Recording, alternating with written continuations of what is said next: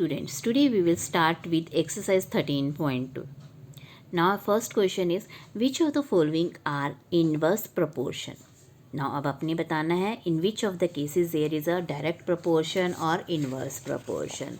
Now as I have already told you in the last video that when the two quantities move in the same direction, means first one is increasing and second one is also increasing, there is a case of direct proportion.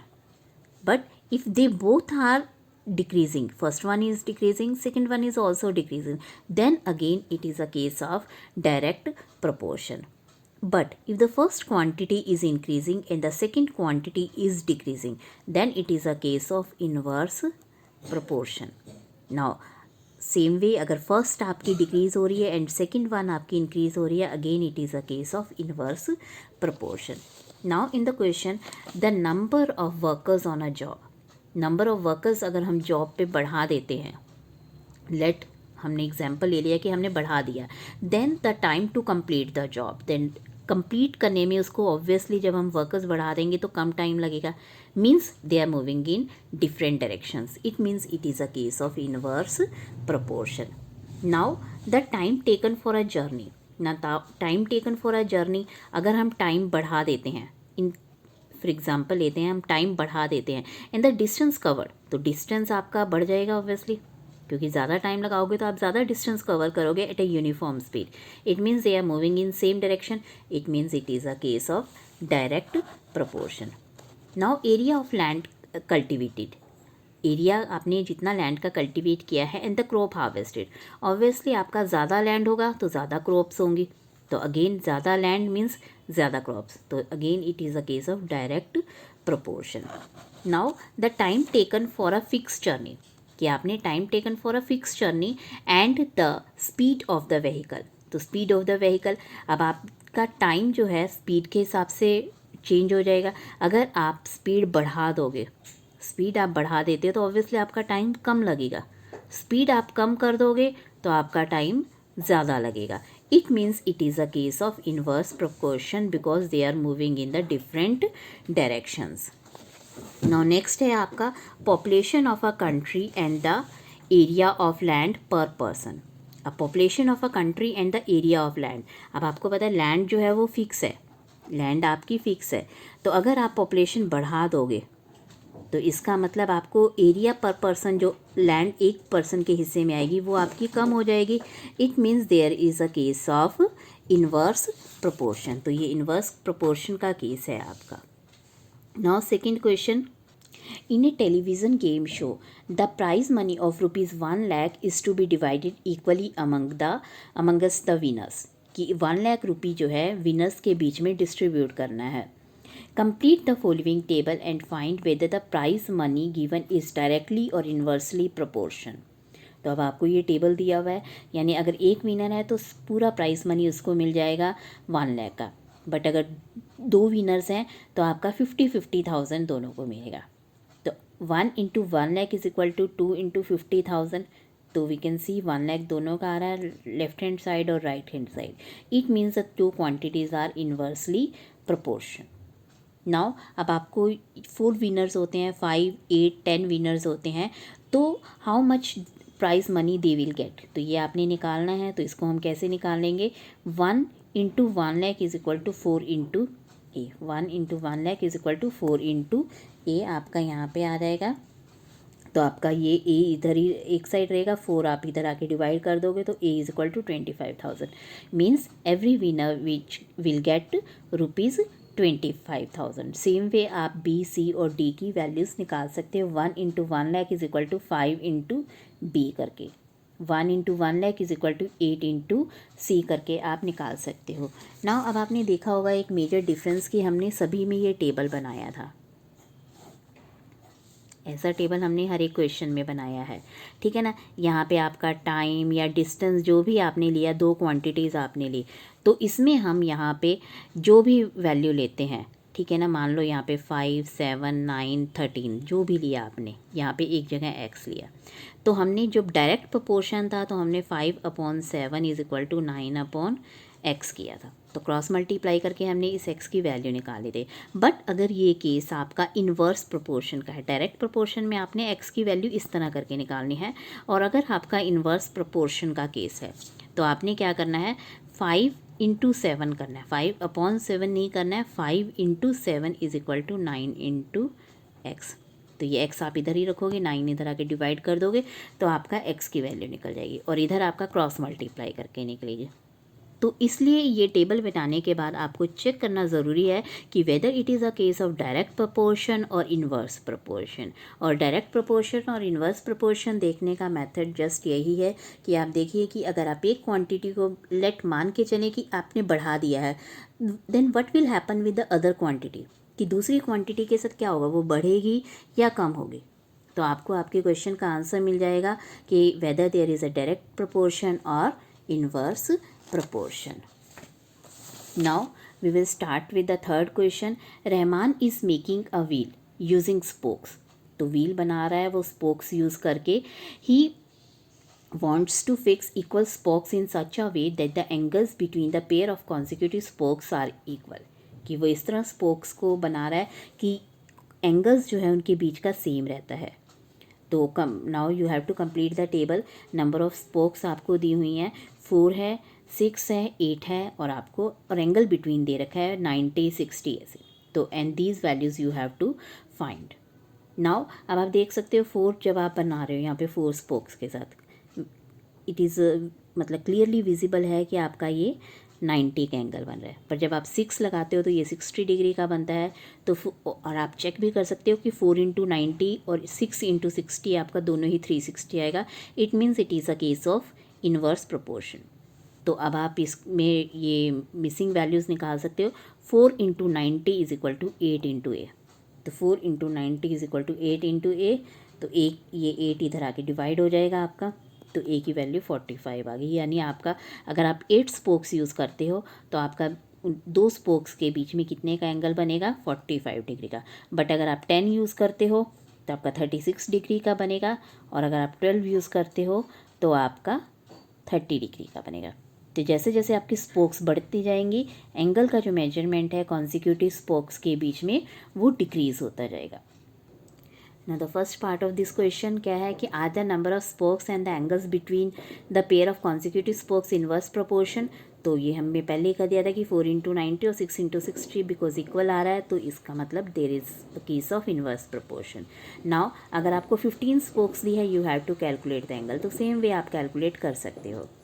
Now how many spokes would be needed, कितनी spokes चाहिएंगी if जो angle है वो 40 degree का बन रहा है। तो अगेन आप सेम टेबल में वो फिल करके बना सकते हैं। Now next question, if a box of sweets is divided Among Us 24 children, कि अगर आपका बॉक्स ऑफ स्वीट जो है 24 चिल्ड्रन के बीच में डिवाइड किया जाता है, they will get 5 sweets each.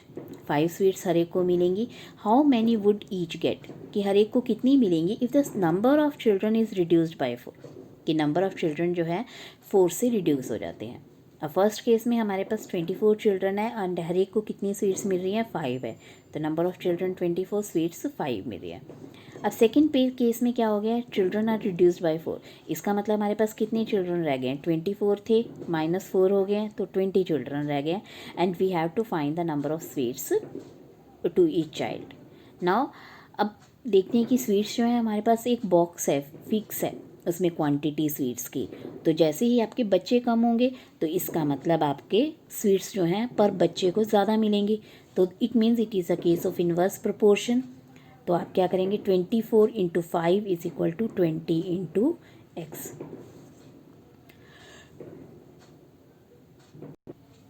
तो ये आपका x इज इक्वल टू 6 आ जाएगा कैंसिलेशन के बाद। Therefore each child will get 6 sweets. तो आपके बच्चे जो हैं जब कम हो जाते हैं, नंबर ऑफ चिल्ड्रन रिड्यूस हो जाते हैं, तो स्वीट्स आपकी बढ़ जाएंगी। 5 से 6 जो हैं स्वीट्स अब हर बच्चे को मिलेंगे। Next question, a farmer has enough food to feed 20 animals, कि फार्मर के पास 20 एनिमल्स को फीड करने के लिए जो है इनफ फूड है इन इज कैटर फॉर 6 डेज, मतलब 6 डेज़ के लिए उसके पास इनफ फूड है। तो नंबर ऑफ एनिमल्स हमें 20 दिए हुए हैं और कितने डेज़ का फीड है हमारे पास, 6 डेज़ का फीड है।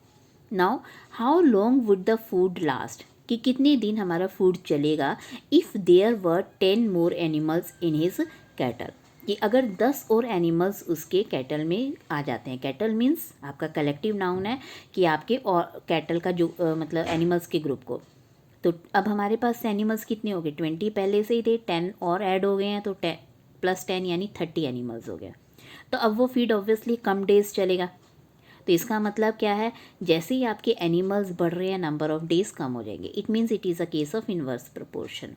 देयरफॉर अब इन्वर्स प्रोपोर्शन में तो 20 × 6 = 30 × x, तो x आपका इधर रहेगा, ये 30 आपका इधर आके डिवाइड हो जाएगा, तो 20 × 6/30, तो x = 4 आ गया आपका after cancellation. Therefore now food will last for 4 days। तो अब आपका फूड जो है सिर्फ 6 दिन की बजाय 4 दिन चलेगा। Now, a contractor estimates that 3 persons could rewire a house in 4 days, कि 3 persons को कितना टाइम लगेगा, 4 days लगेंगे वायरिंग करने में, 3 persons को 4 days लगेंगे। Now, if he uses 4 persons, तो अगर वो 4 persons यूज़ कर रहा है, 3 के बजाय 4 persons यूज़ कर रहा है instead of 3, how long should they take to complete the job? तो अब उनको कितना टाइम लगेगा कंप्लीट करने में जॉब। ऑब्वियसली अब आपके जब पर्सनस बढ़ गए हैं तो डेज कम हो जाएंगे। It means it is a case of inverse proportion. तो देयरफॉर 3 × 4 = 4 × x। तो इस तरह आप ये 4 इधर ले आएंगे तो आपकी x की वैल्यू 3 आ गई। देयरफॉर मतलब 3 days आपको अब कंप्लीट लगेंगे to complete the job. No a batch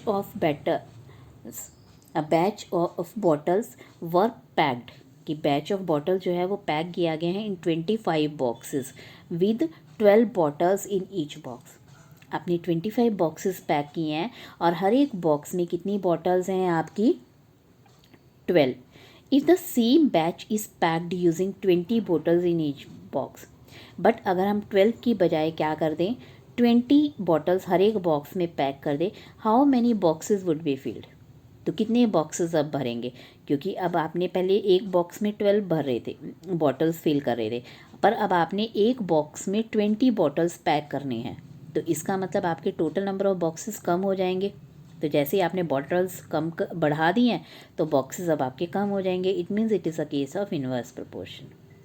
तो देयरफॉर 25 × 12 = x × 20। तो अगेन ये 20 आप इधर ला के x की वैल्यू निकाल लोगे, दे फिर x = 15 आपका आएगा and 15 boxes would be filled. तो अब आपके जो है 15 बॉक्सेस फिल होंगे अगर आप 20 जो है एक बॉक्स में बॉटल्स पैक करते हो। नाउ नेक्स्ट, अब फैक्ट्री रिक्वायर्स 42 मशीन्स, कि एक फैक्ट्री को 42 मशीन्स चाहिए to produce a given number of articles in 63 days, कि अगर उसे 63 डेज में अपना काम पूरा करना है तो उसे 42 मशीन्स चाहिए। How many machines would be required, तो कितनी मशीन्स चाहिएंगी to produce the same number of articles in 54 days. तो अब उसे 63 की जगह 54 डेज़ में काम कंप्लीट करना है, तो ऑब्वियसली कम डेज़ में काम करना है तो मशीन्स आपकी ज़्यादा यूज़ होंगी, तो एक चीज़ कम हो रही है तो दूसरी आपकी बढ़ेगी। It means it is a case of inverse proportion. Therefore 42 × 63 = x × 54। तो ये आपका 54 इधर ला के एक्स की वैल्यू 49 आ जाएगी। Therefore 49 machines would be required. तो आपकी 42 की बजाय अब कितनी मशीन्स लगेंगी, 49 मशीन्स आपकी यूज़ होंगी। Now a car takes 2 hours, कि एक कार को 2 hours लगते हैं to reach a destination by travelling at the speed of 60 km/h, कि अगर आप अपनी गाड़ी 60 km/h की स्पीड से चलाते हैं तो आपको 2 hours लगते हैं। तो how long will it take when the car travels at the speed of 80 km/h, तो अब आपको कितना टाइम लगेगा अगर आप 80 km/h की स्पीड से ट्रैवल करते हैं। तो ऑब्वियसली क्योंकि अब आपने गाड़ी की स्पीड बढ़ा दी है, गाड़ी की स्पीड बढ़ा दी है तो अब आपको टाइम कम ही लगेगा, यानी 2 hours से अब आपको कम लगेगा।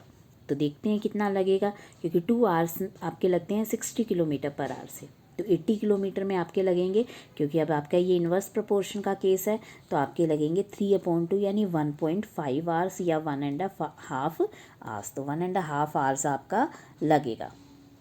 ऑब्वियसली स्पीड बढ़ाओगे तो टाइम कम ही लगेगा ना।